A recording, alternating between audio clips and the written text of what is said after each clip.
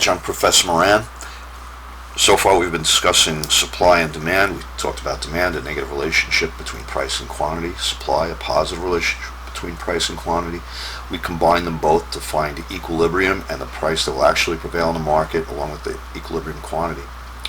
But occasionally the government feels that equilibrium results in unjust outcomes and will seek to interfere in market equilibrium and prevent it from going there. And there are other ways of doing this, but one of the ways they can do it is with something called a price ceiling or a price floor.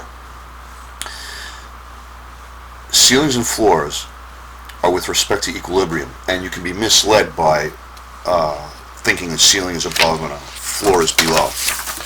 So, for example, let's draw an equilibrium. Price, quantity, supply, demand. This will be price sub E for equilibrium. This will be quantity sub E for equilibrium quantity. A price floor is above surprisingly. Go until you hit the demand line, continue to the supply line. The reason that the floor is above equilibrium is that the price wants to continue down until it hits equilibrium, but it's stopped by the floor, so it's counterintuitive. Similarly, a price ceiling is also counterintuitive. It is below the equilibrium price. So here's price, quantity, supply, demand, price, equilibrium, quantity, equilibrium.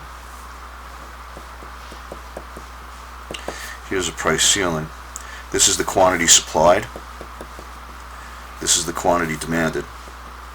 Alright, this will be the quantity demanded eventually. This will be quantity supplied. The price wants to go to equilibrium, but it's going to be stopped by the ceiling. It can't continue to rise because the government prevents that, makes it illegal to happen. Ceilings are a maximum price that may be charged for an item. The price may not go above the ceiling. It's a maximum price, even though it's below equilibrium. It's maximum. It's set below the equilibrium price, and the purpose is to assist consumers by allowing them to pay a lower price. But the laws of economics, like equilibrium, aren't something that are passed by Congress. These are laws of human nature. And any time when you interfere with an economic law, there will be an unintended consequence. Now, it's okay to set ceilings and floors to overrule, so to speak, the laws of economics. But you have to be willing to accept the consequences and weigh the benefits compared to the disadvantages.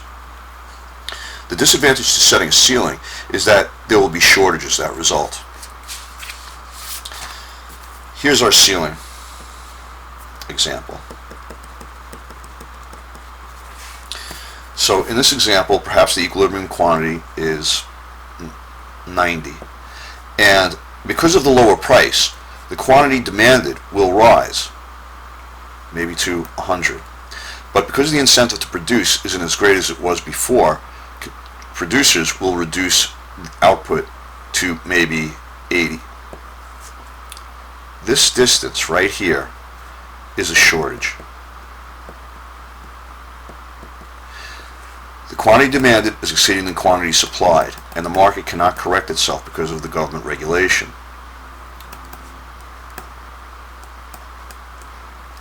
So 100 minus 80 gives us a shortage of 20.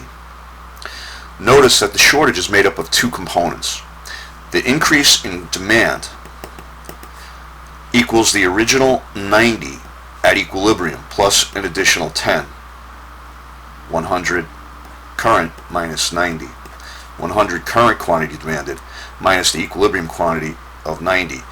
So quantity demanded has increased by 10. But the quantity supply has fallen by 10. That equals 90 minus 10 that are no longer produced because of the lower price.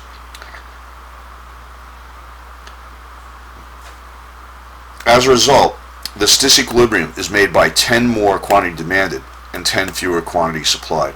from the original equilibrium of 90. So if you're one of the lucky ones to actually get the product at a lower price, congratulations.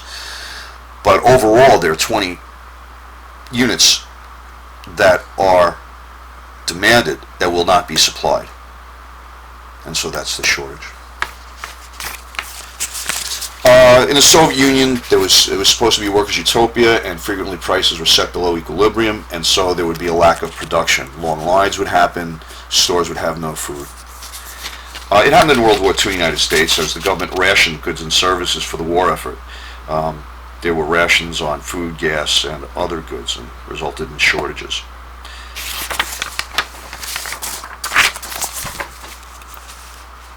A floor is a program that is meant to help producers by charging a price that is above the equilibrium. It is a minimum price that can be allowed for a product. So here, the equilibrium price would be here, but the government is saying the minimum they may charge is at this higher price floor.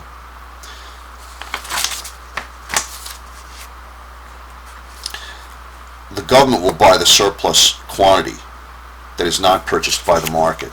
So this surplus that's going to result is the unintended consequence of interfering with the market by providing a price floor. So for example, let's take our same numbers. We've got 90 equilibrium quantity. Go down. This intersection doesn't mean anything. It's just crossing the demand line there, but it's the intersection with price and supply that matters to us here. That's quantity supplied. Don't continue to draw these dotted lines out here into space. Alright, this is the demand curve. Right, do you see it? Demand, it crosses over here. Now we go down until we hit the quantity line, and that's quantity demanded. If the quantity supplied is 100 and the quantity demanded is 80, this surplus is 20. 100 quantity supplied minus quantity demanded of 80. Now, why won't the businesses reduce their prices? Because the government agrees under a program like this to buy the additional 20. And so there's no incentive for the businessmen to sell it at less of a price. They respond to the higher price by increasing their quantity supplied. And because they're making more per unit, that takes us from 90 to 100. But the consumer, in the face of higher prices, the quantity demanded will fall from 90 to 80. And that's where this surplus comes from.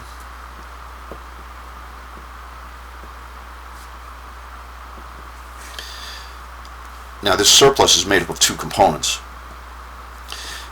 The quantity supplied minus quantity demanded equals the surplus.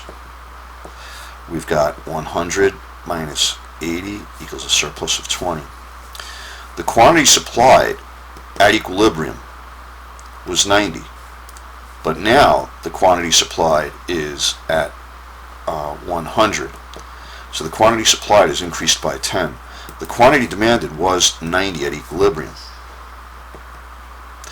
But now the quantity demanded has decreased to 80. So there's been a decrease there. And that gives us the gap of 20. The surplus quantity. Now who pays for the government? So the government's going to buy this 20. And the taxpayer is compelled to pay for this surplus. So the consumers get 10 units less, and there's 20 not being consumed by demand in the market, and the government will purchase that 20. And the taxpayer pays for the government, so the taxpayer is paying for something they are not receiving. This was done with agricultural products from the 40s through until recently. Now they pay farmers not to grow because the surplus is a waste product. You can't really reduce it, give it away to the community, because it would diminish the demand for the product, which would diminish the price. And the purpose of the program is to keep the price high. So when I was a kid, my father would have a magazine, U.S. News and World Report, and you'd see warehouses full of apples and oranges, things like that, and they would just have to go to waste. You can give it away to other countries, but the problem is other countries buy food from the United States. So when you do kind of aid programs like that, the government has to be aware that they don't undercut the demand for our products, because that would again serve to undermine the program. Looks like something with cheese as well. And this concludes our discussion of supply and demand.